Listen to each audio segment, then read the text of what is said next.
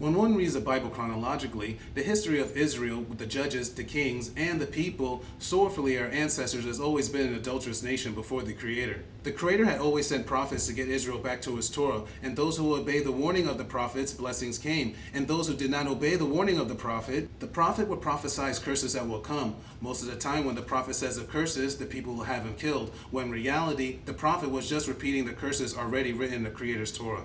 Malachi is the last prophet until Yohanan ben Zechariah, John the Baptist, and Yohanan ushered in the prophet to come. This is the longest Israel has ever gone without a prophet. Even through the time of Maccabees, we read accounts of Israel waiting for a prophet.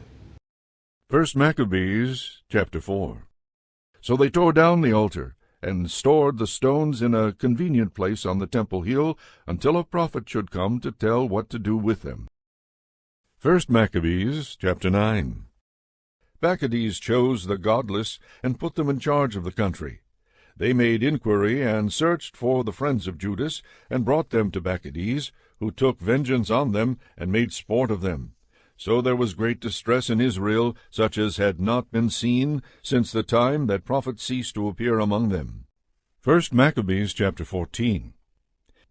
The Jews and their priests have resolved that Simon should be their leader and high priest forever, until a trustworthy prophet should arise, and that he should be governor over them, and that he should take charge of the sanctuary, and appoint officials over its tasks.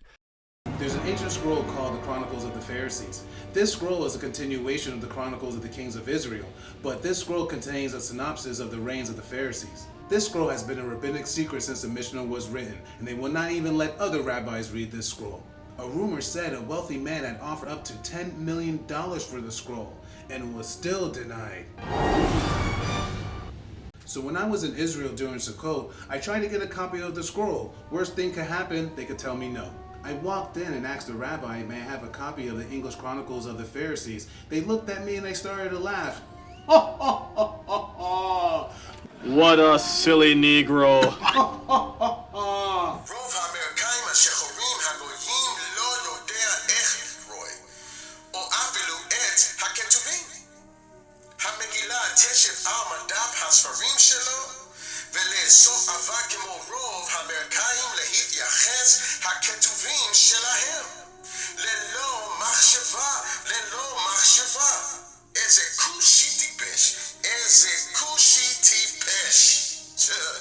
What a silly Negro.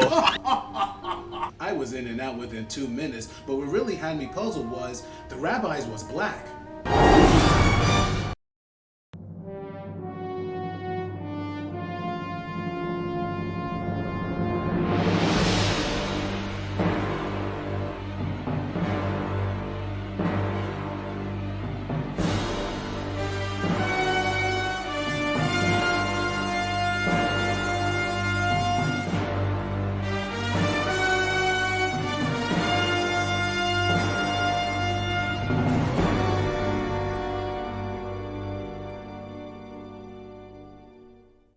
The Pharisees, the Pashim, the separated ones, a Jewish section found in the 2nd century BCE. They reigned 230 years.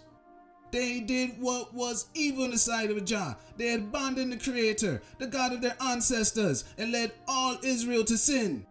For it wasn't evil enough for them to follow the sins of King Ahaz, Rehoboam, and King Manasseh of Judah, but exactly doing the sins of Jeroboam. Just like the elders advised Jeroboam to build 2 calves, they're continuing to follow the sins of their elderly ancestors. This time they've harlot 2 old golden blood-clad calves, the Mishnah, the Talmud, the oral law thing. Then they exclaim, Shema, O Israel, these are the gods that brought you out of the land of Egypt. They have provoked the anger of Jah, the Elohim of Israel, with their worthless doctrine. The Creator sent the prophets of Moses for them to obey, but they had them killed for blasphemy. So the Creator handed Israel unto their enemies, as told in his Torah. And the temple was destroyed like the prophet said. And the Lord vomited Israel out of the land. But the Creator did not destroy all Israel, because of his covenant with Abraham, Isaac, and Jacob. He will give this land to their descendants as an inheritance. And he had promised his servant David that his descendants will continue to rule, shine like a lamp to the world forever. The Pashim thing ended 30 AD after convicting Yeshua for blasphemy that morning. Later that day at Yeshua's crucifixion, the earthquake destroyed the chamber of hewn stone. Then the Sanhedrin ceased to judge capital crimes and met at the marketplace, written in the Talmud Shabbat 15a, because they were found guilty by Rome for paying a false witness in the capital case. The rest of the events in the Pashim them and how they led the Creator people to sin with their worthless doctrines and why they had Yeshua killed are written in the uncircumcised book 10, the Bloodclaat Mishna and Talmud.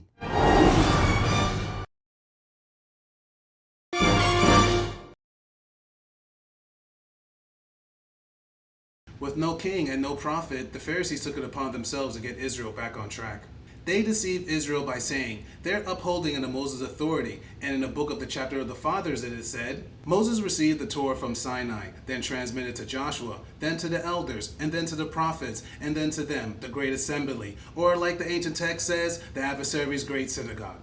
They told the people of Israel to be patient and in justice, were just disciples making a fence around the Torah for protection so the person could hear the word of God so they could progress. They blinded Israel by providing synagogues and copies of the scriptures with their interpretation, and now the people could go to the local synagogues. But in reality, with the mendacity of the heart of mankind, the Pharisees did this move to promote and establish a rabbinic authority and honor. They prevaricated their way to judge Israel on their own made-up civil commandments and biblical commandments of the Creator. By the time of Yeshua, the Pharisees has mixed the Torah and their oral law as one Torah. They developed the Sanhedrin and sanctified themselves as the elders, and Phariseeism was a primary religious section already rooted in daily Jewish life.